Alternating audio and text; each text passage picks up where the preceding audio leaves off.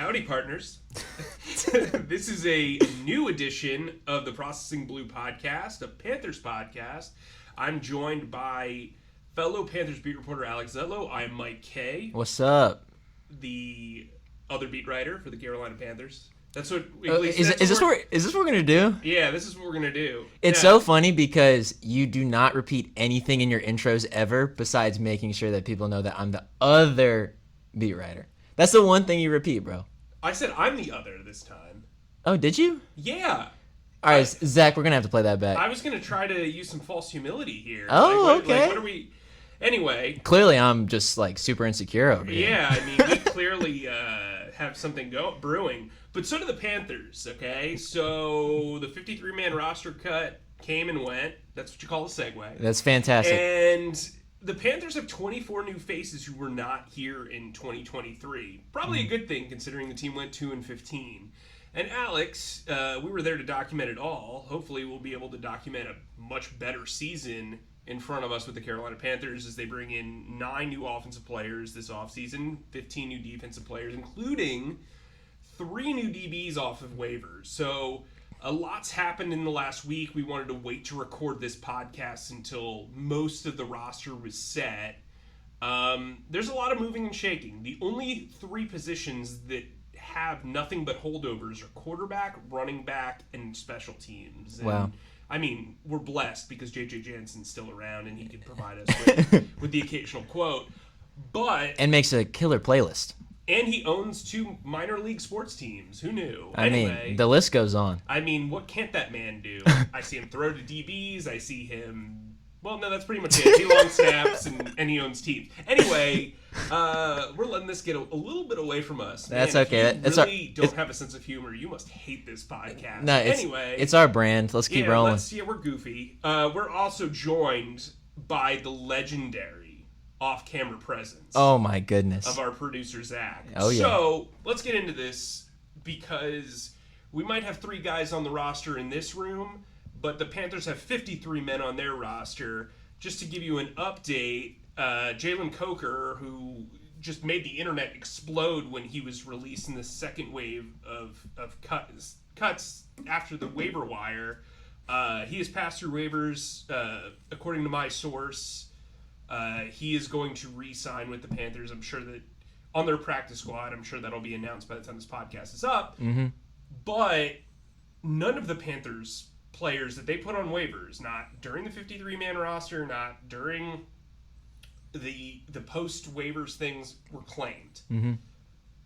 Sounds like they made the right decisions for the most part with these cuts, at least from looking at their roster from the outside, looking in, and what the league had going on. But I say that to say, Alex, what is your biggest takeaway from the 53-man roster as it stands on Thursday afternoon? I know a lot has happened. I know a lot of dust was in the air, and so some dust has finally settled.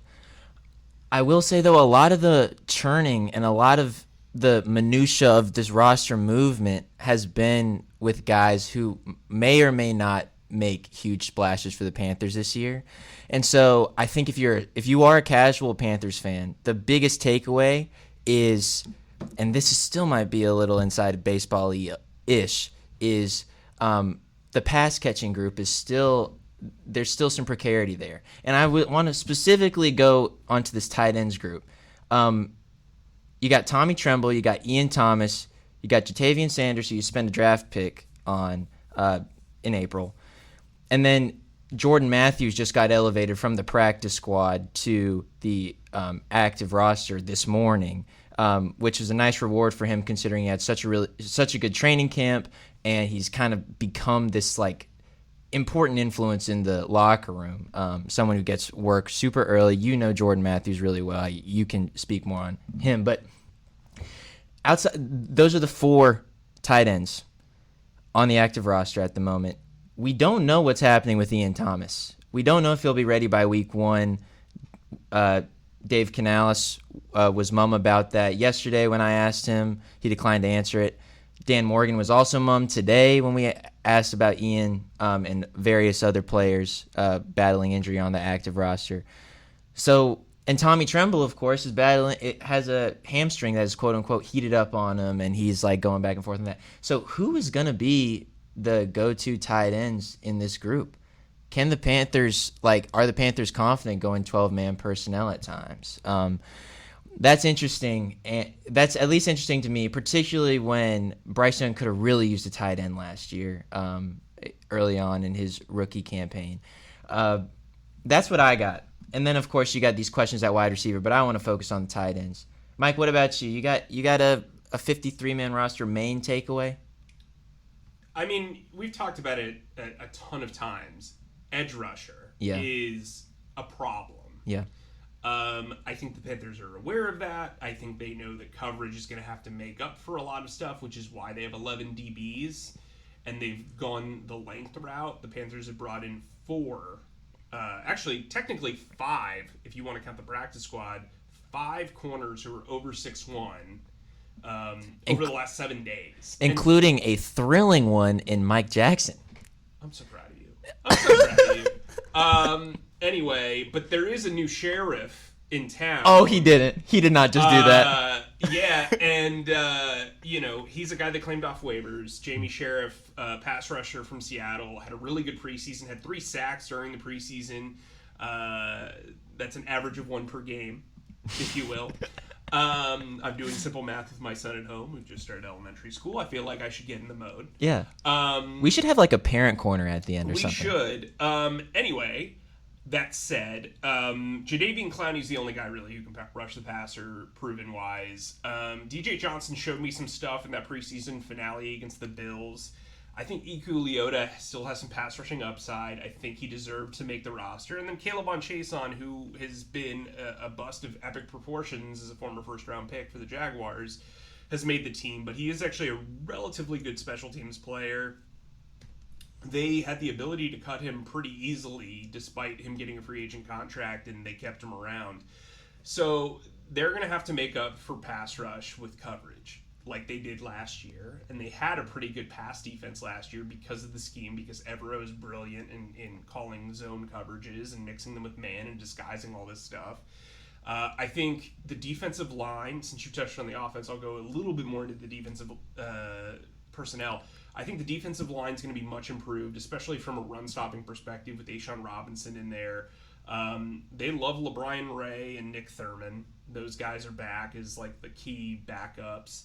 And then linebacker, I've seen people criticize the inside linebacker depth, but I was so impressed by Trevin Wallace behind Josie Jewell and Shaq Thompson. Who's saying that? I mean, just randoms. I get messages about it all the time. Oh, that's fascinating. I think that Trevin Wallace proved that this inside linebacker position is actually in a pretty good place. And the way I look at it, too, is they're an inside to outward defense, right? I've said it before where, like, the interior defensive linemen, the inside linebackers, and the safety depth are what are the strengths of this defense. So what you do is you look for traits and roles on the outside. I think when you look at this, like, Legion of Boom style, length pursuit at corner, you're looking for guys, as Dave Canal said, who can make up for maybe a lack of speed or a mistake because they are so long and lanky and tall. I mean, we saw it during practice that as good as DiCaprio, Boodle, Shutter Island, and Deshaun Jameson they were both under 5'11", and they were getting caught on quite a bit. Now, let's move on to our next topic. Wait, before you do, should we take a moment to? I'm not ready to talk about to it, eulogize one of the greatest nicknames. Well, according to the rest of the beat, it doesn't work, but it does work. Hey, eyes on me. It's the greatest. Oh, I got you. You're the best. If I've never mentioned this before on air, Alex is probably one of my favorite parts of the job. Mostly because very kind. Mostly because I adore you. Yeah, that's pretty much it. Let's go to the most notable waiver claim. We kind of hinted at it earlier. The Panthers made 6 waiver claims. 2 guys from Seattle, the new sheriff in town, as well as John Rottinger. Oh goodness. Rottinger. I blanked in the press conference the other day. But anyway, he's a special teams ace who's worked with Tracy Smith, the special teams coordinator in Seattle. I've talked to some people in Seattle about him and some people that have played with him. He's a dog, as Mike Jackson said. Yep. His dog in particular. I think he was a mix between a pit bull and oh my gosh, I don't know. A Neapolitan. That's right. Whatever. I thought he was talking about ice cream when he initially said it. And anyway, they also pick up Tariq Castor-Fields, who I was at his pro day at Penn State, original draft pick of the San Francisco 49ers, played the last 2 years with Washington. He's a good special teams player. They bring in Keenan Isaac. Oh, yeah. I thought you already said him, man. Sorry. 6'3", 180 pounds of cornerback upside is what they say in the streets. Or at least from Dave Canales. And then, the guy who is the most sought-after guy on the waiver wire, Shamar Bartholomew, who, when I look up at the stars at night, I wish I had as cool of a name as Shamar. See, that's a name that you don't need to have a nickname for. Right. I mean, we could call him Darth Barth. Stop. Zach is a very big movie guy, and he laughed, so that's all I care about. It was one of those laughs, though, where he kind of winced and looked down, so he didn't want to... Listen, if you're still listening to the podcast, know that Bartholomew had 4 waiver requests in. Panthers won that one because they finished in last place last year, so you can thank Scott Fitterer for that one, and Frank Reich. They also brought in offensive lineman Jarrett Kingston, who's got some upside. He was a 6th-round pick of the 49ers.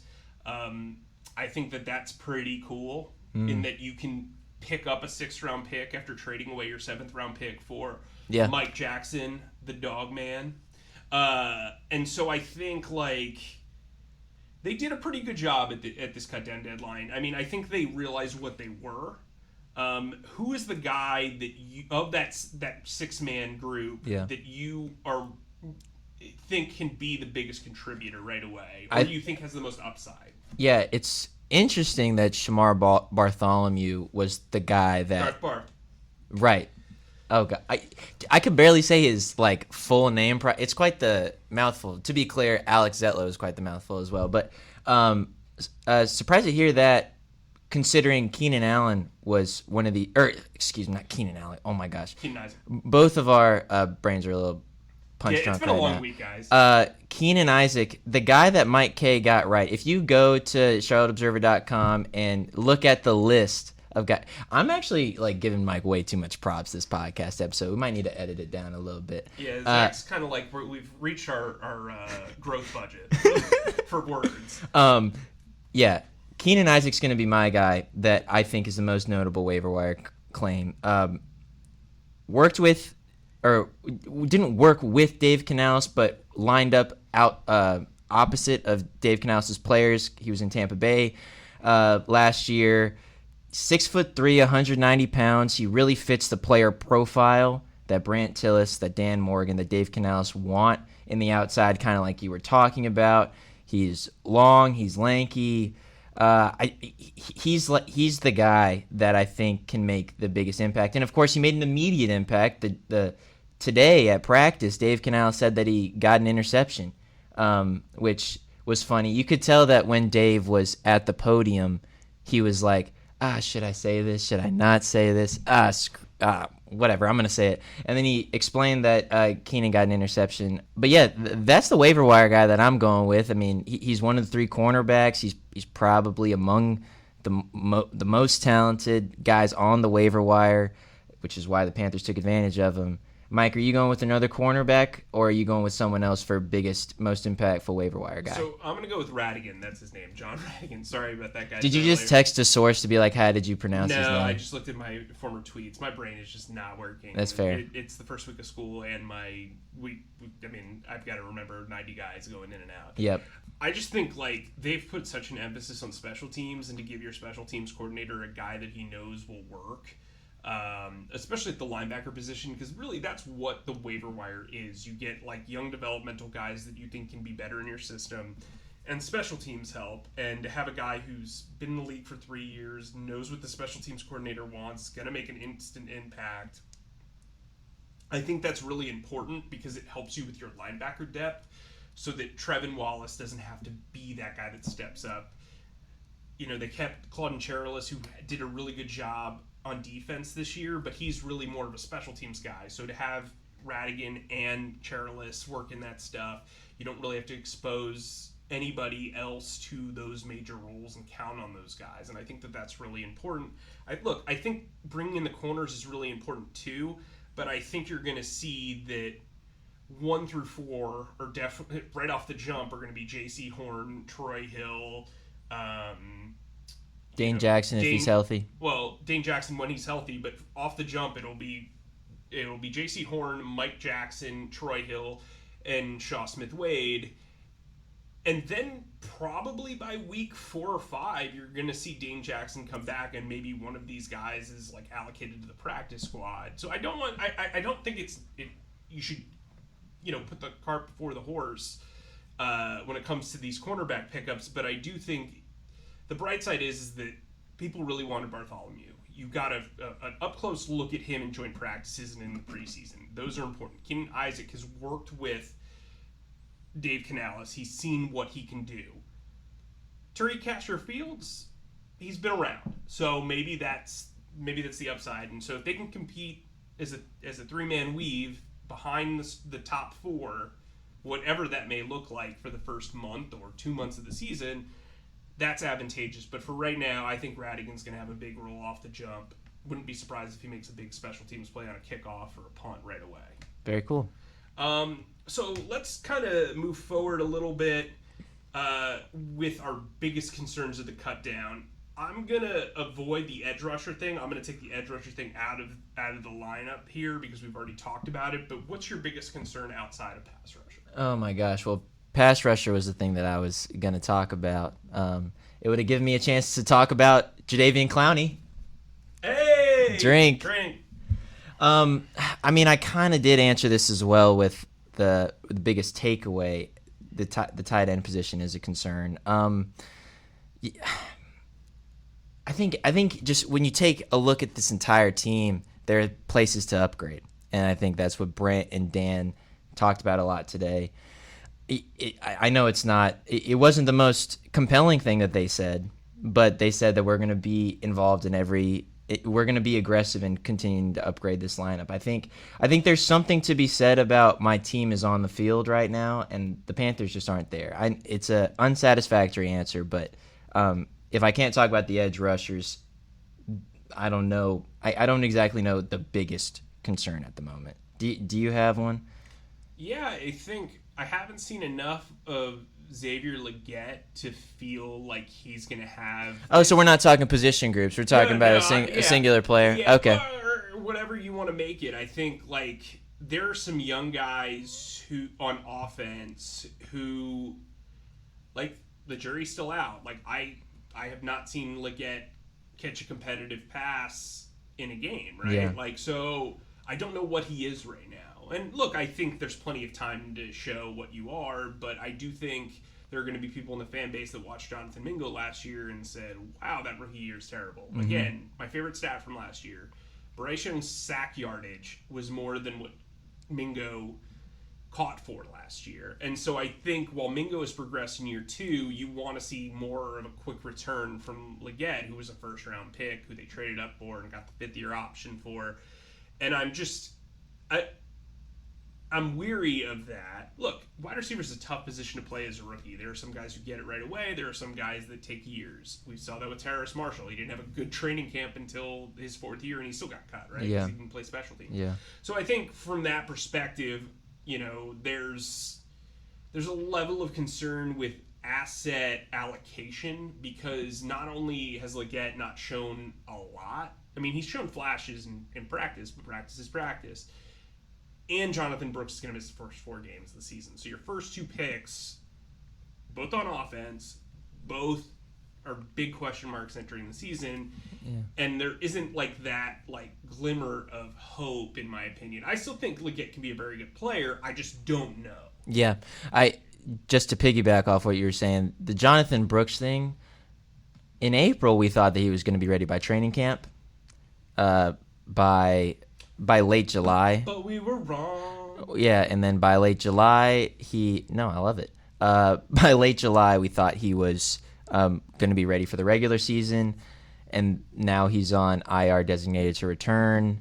who knows if he's going to be ready 4 games into the season. I mean, this is a bit off topic, but I've had a lot of people on my phone being like, yo, I'm in a dynasty league in fantasy football. Should I pick up Jonathan Brooks? I tried to tell literally every national radio station that I went on, I said Chuba Hubbard. Yes, it's Chuba. Chuba's the guy. He's on a contract year. They're going to wear him out this year, dude. They're going to give him the ball every chance they can. This is a very strategic front office, and I give a lot of credit to Brant Tillis because, I mean, as you guys probably know if you follow me or you listen to me normally, I have a fascination with front office work, from salary caps to roster management.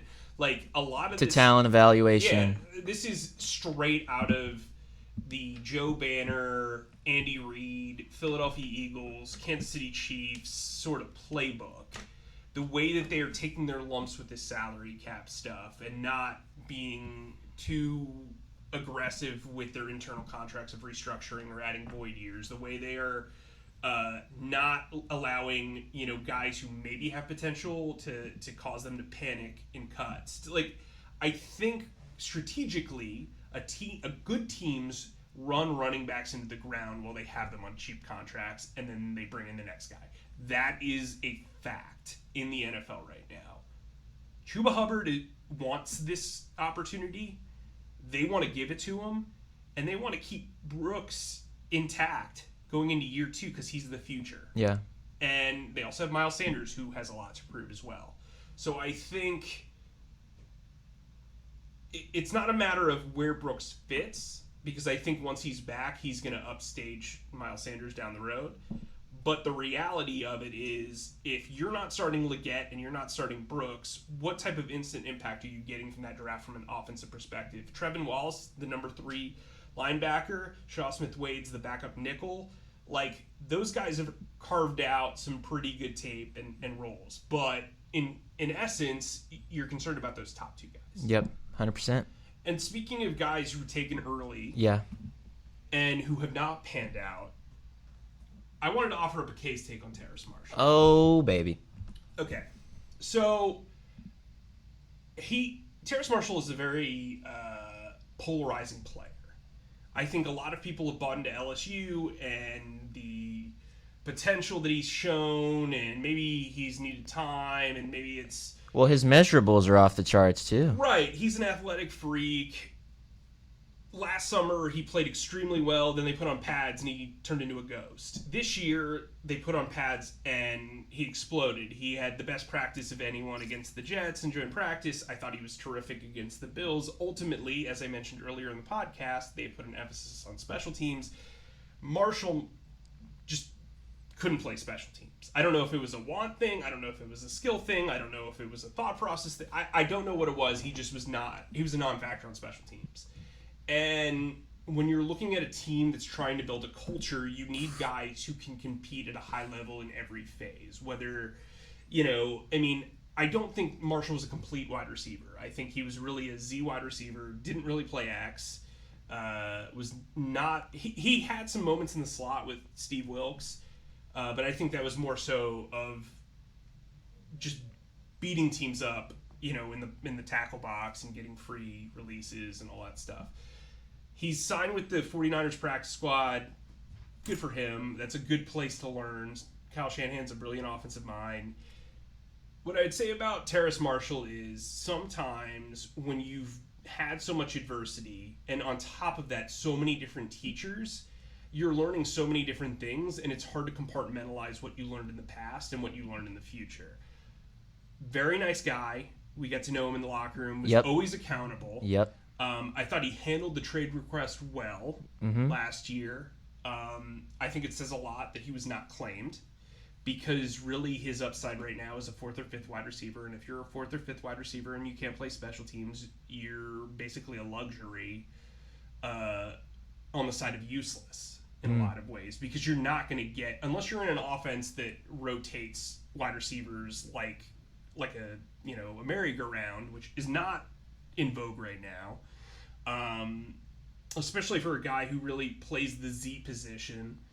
It was a failed experiment. A joke that I have is the Panthers have led the league in mediocre LSU players over the last 2 years while I've been here. We saw that with Badera I can't even pronounce his name. Traore. Yeah. Yeah, I mean, tough beat. But I think for the Panthers, eventually it was time to cut bait. I think it'll be good for him to be in a new spot. I don't think I'm saying anything controversial here, but I do think there were people that were overtly critical of him that didn't kind of understand what was going on. And then I think there were people that were like, no, he's going to turn into the second round pick, whatever. Ultimately, we've seen Jonathan Mingo be put in the same place. It took him a year to kind of bounce back and have a great camp. Terrace Marshall, it took 4 years, right? And so I think they made the right decision there. But, as we get into the weekend, it's fantasy football time. And I figured each one of us could pick a guy who we would draft on the Panthers roster and a guy that we would totally avoid. Okay. But so I'll start off and say Chuba Hubbard. I mean, because we've mentioned him. If you can get him as an RB4, I think you're going to feel pretty good about yourself. I have friends that have sent me messages like, hey, is Chuba legit? And people have drafted Brooks 40 picks ahead of them. And it's like, man, I don't understand that. I just don't. Even in a dynasty no one league, wants to listen to anybody with perspective outside of the national audience, and I take it kind of personally because it's like, dude, I'm there every single day. Right. It's maddening. But in other words, if you draft Jonathan Brooks, that's an affront to Mike Kaye. Yeah, basically, it's a pox on my house. No, but I think Jonathan Brooks, if you're in a dynasty league, go for it. You think so? Yeah. I mean, I would want my players in a dynasty league to be able to produce year one. So are you saying that's the guy you would avoid? Yeah, sure. Why not? I haven't seen him. Obviously, none of us have seen him suit up at all at training camp. That's the guy that maybe it's just because I've heard about him a lot. I literally had someone text me today, be like, hey, dude, so if Jonathan Brooks is healthy, he's RB1, right? And I'm just like, where are you getting that from? Yeah, I don't know where. I really don't.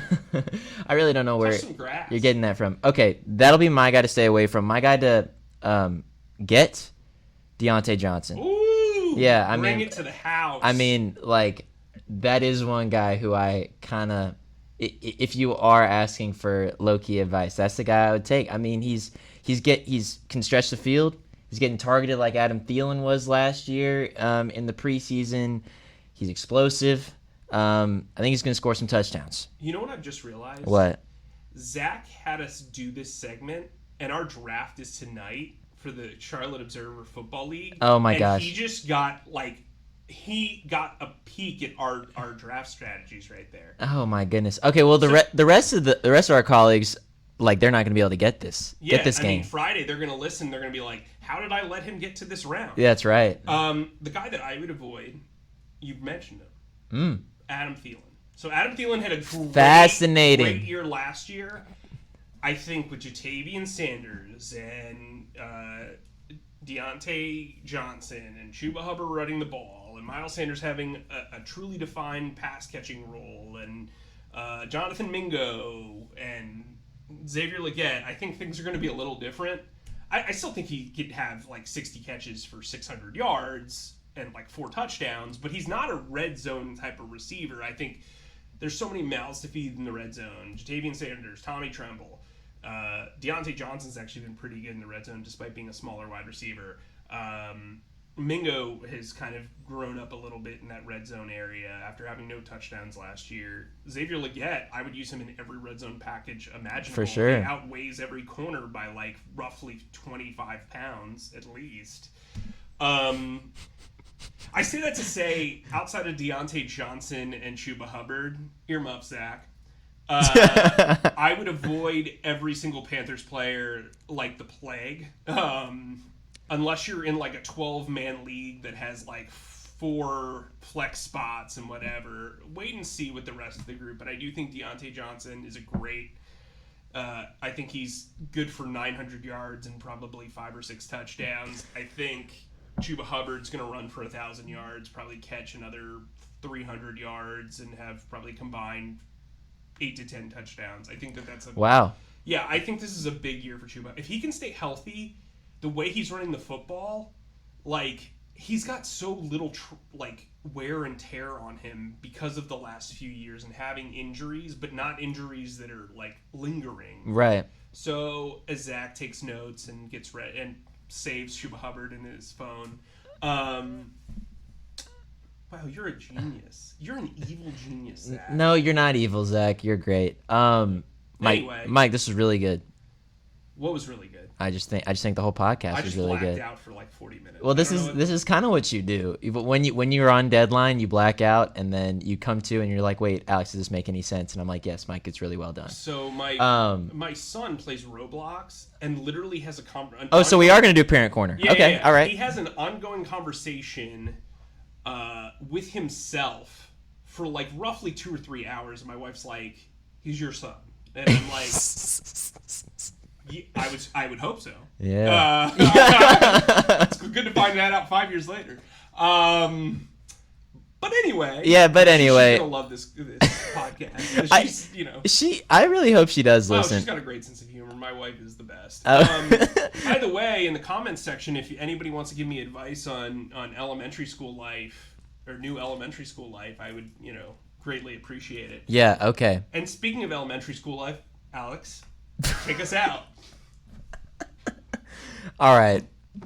I don't know if I should say thank you to this. All right. Anyway. All right. Thanks as always for listening to Processing Blue with Mike Kaye and myself and our lovely producer, Zach Dennis. Please subscribe and follow us on Spotify, Apple Podcasts, or wherever you get your podcasts by searching our name, Processing Blue. And if you watch us on YouTube, please subscribe to our YouTube channel and click on the bell icon to get notified whenever new episodes drop. And finally, please be sure to stick to charlotteobserver.com for all your Panthers needs. Stay humble, stay creative, and keep processing. That's a wrap.